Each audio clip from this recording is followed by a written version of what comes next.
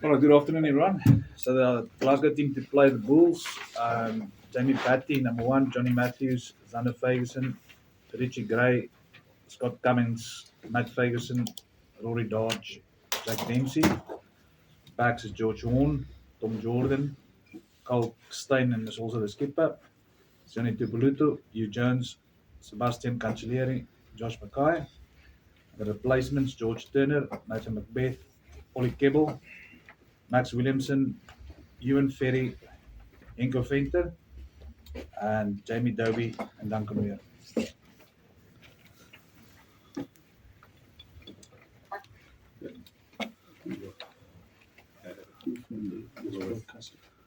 Broadcast BBC Scotland and Anthony Brown. Okay, cool. Anthony Brown, can I ask that you start us off online?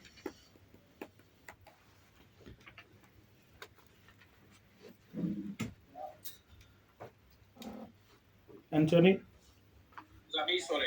Yeah, Okay. yeah. No problem. Hi, guys.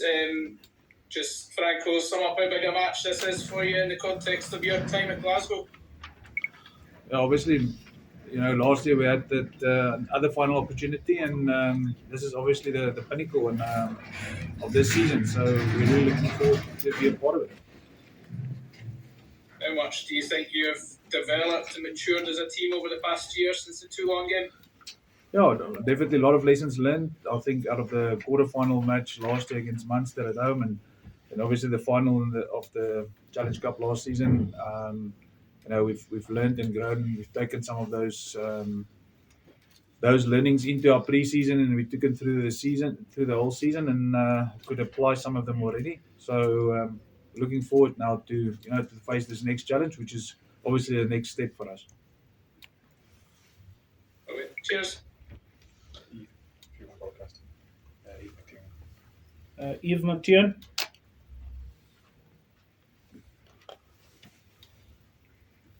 Morning, guys. Obviously, it's second final for you, Franco, third final for you, Kyle.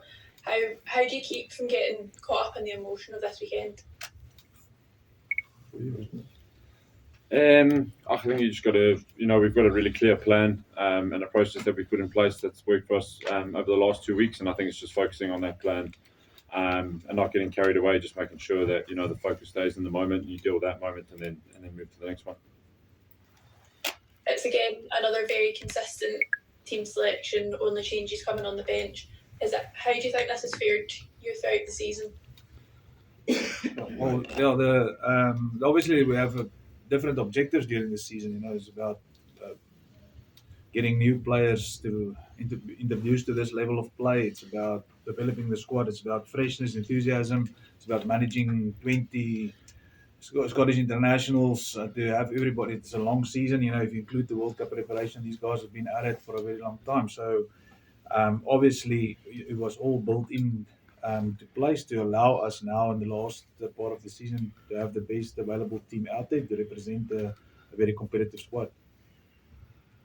And just lastly, for me, you spoke last week, Franco, about playing the game, not the occasion. How, obviously, biggest game of the season this weekend, how do you keep from getting caught up in the occasion this week?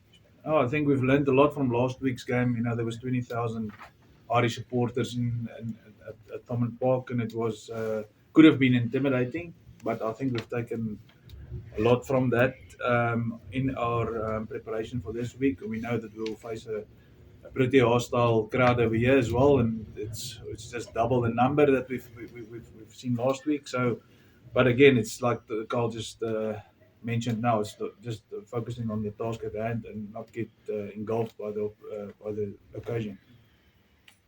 Okay, thank you. Cool, thank you. David Barnes? Hi, Franco. On that note about the consistency of the same team for 3 weeks, has that been hard to manage in terms of during the regular season, guys know that the chance is going to come around. Have you had to manage that this week? That this is it, and if you're not in, you're not getting a chance to play the biggest game of the year.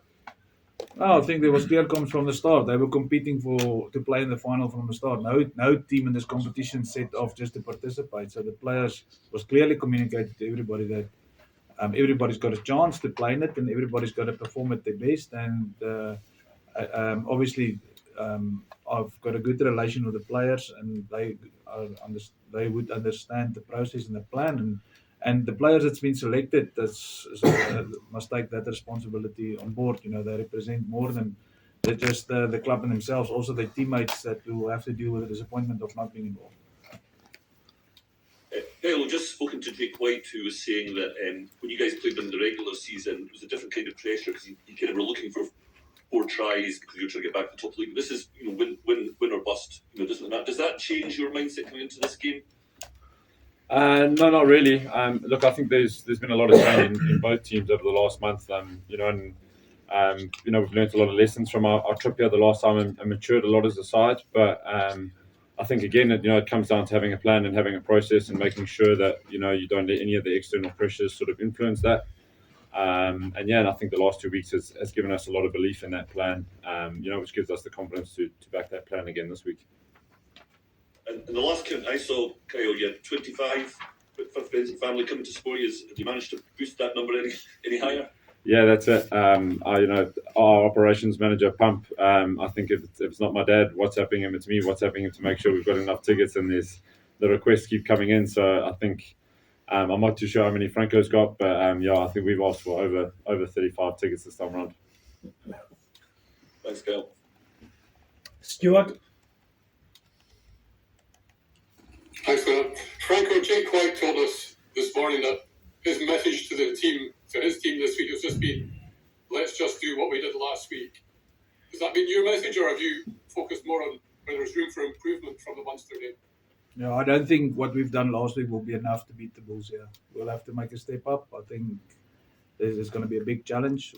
I know this. I'm South African. I know their heartbeat. I know how the blood goes through their veins, and I know how they desperately want to succeed. So we face another challenge. It's not. There will be comparables, but we definitely see this as a different challenge. And yes, I agree. We must step up if we want to be competitive until the end of the game. Duncan Weir made a big impact late in the game last time when you played the Bulls, albeit in defeat. Was his contribution then the reason why he's been selected on the bench this time? Oh, look, the ball flies a little bit further over here because of the height above sea level. And he has that ability to kick a little bit from further out. We against Munster, we declined a couple of opportunities because of the little bit of wind in our face, and it's just George's range is just up to a certain point where Duncan's got a little bit more distance in it, and then that's one part of it. Yes, he contributes immensely off the field, and his experience is counting in his favour at the moment. He's been a cool lead in a lot of test matches before, so maybe from that perspective, I mean that just gave him the nod there for us this week. Thank you. Cool. Graham Bean? Hi Franco, it's the last game in Glasgow colours for a couple of guys, George Turner and Ollie Kebble. Do you sense you'll get something special from these two tomorrow? Yeah, definitely from them. I think they would love to leave the jersey for the next person with a lot of responsibility in it. But I think we from our side also, I think the rest of the team is also going to have to step up to send them off in a proper way. So there's a lot of some of that emotion in that, but it will hopefully is all channeled into what needs to be done. Thanks, Franco. Good luck. Cheers. Graham McPherson? Hi guys. Franco, you're a man who always likes to be quite organised. I just wonder how this week has been for you. Obviously, the players coming at different times and not being able to train as much. How have you found that kind of disruption? No, we weren't disrupted at all. So it was always the plan to be on Wednesday afternoon. Even the last time when we came out to the Bulls, we just came in different flights, and it worked. There was no change in it. The important part of it was that we got here in time to do the prep here and have enough time to recover. So no, we have anticipated something like this in the weeks before. So no surprises, nothing that unsettled the team, and we followed the similar schedule and the routine that we've had when we played here last time. So a lot of similarities to the boys, and that's basically the reason for for the being organised is to give them opportunity to focus on what's the task at hand and not be distracted by something. So I'm very happy.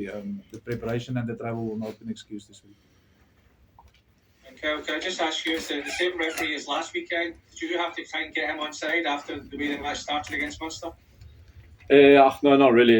Look, I think we know that we need to make a step up, and in our discipline and the way we started that game. Like Franco says, it'll be a whole new challenge this week, and the Bulls have all the power to make us pay for mistakes like that. But again, I think you can't control what the referee feels and decisions he makes. So we can only control our actions and how we respond to them. So that's where our focus is. Thanks, guys. All the best. Cool. South African media that are online, you'll have one question. We'll start with Ashfaq, and then we will go to Morgan, and then we will round off with Simon Rickert. Ashfaq? Thanks, Lunga. Franco, have there been extra Afrikaans lessons this week to work out the Bulls lineup calls? I know you guys always a great modeling team. No need for that. I think the game's moved on to we're beyond line-out calls anymore. I think the guys it's by the back end of the season. I think it will be we will take more than just understanding what the line-out calls is. Morgan? Thanks, Lunga. Hi, Carl. Hi, Franco.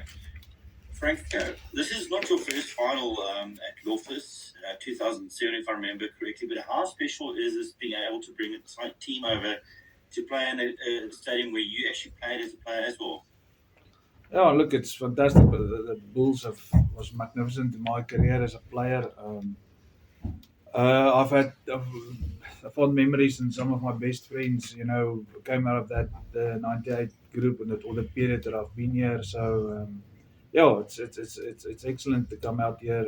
I've been here obviously now a couple of times during the years with the Cheetahs and with the Springboks. So seeing Loftus full is always special and a special motivation. So to share this experience with people I work with now currently is fantastic. I do feel, regardless of the result, this experience will mean a lot to all the teams, experience levels and what they can experience in world rugby. I still believe that Loftus is the best place to play rugby. The ball travels a little bit further, the wind never blows, the temperature is always the same, and the crowd's always enthusiastic. So definitely a proud moment, but also excellent to share it with boys that will take it on board for the rest of their careers. Simon?